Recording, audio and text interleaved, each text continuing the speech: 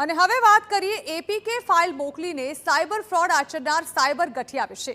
સુરતમાં આરટીઓની APK file મોકલીને cyber fraud આચરનાર આરોપીની ધરપકડ થઈ છે।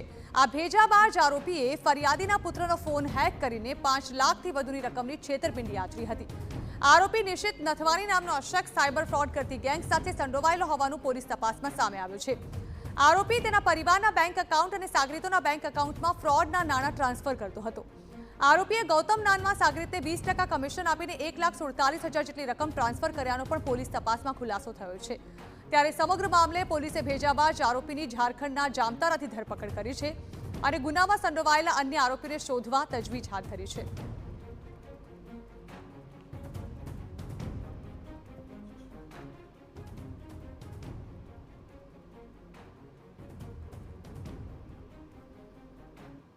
ફરિયાદીના નાણાં જે આરટીઓની એપીકે ચલણની ફાઇલ છે એના દ્વારા ફરિયાદીના ફોન હેક કરીને એની અંદરથી એના બેંક એકાઉન્ટમાંથી લગભગ 1,47,000 જેટલી રકમનું ક્રેડિટ કાર્ડનું બિલ ભરવામાં આવેલ હતું। તે નાણાં આ આરોપીએ ઉપાડીને અને પછી સીડીએમ મશીન દ્વારા પોતાના પરિવારજનોના એકાઉન્ટની અંદર મેળવીને આગળ અન્ય જે આરોપીઓ તેની સાથે સંકળાયેલા છે તેઓને મોકલી આપવાનું કામ કરતો હતો।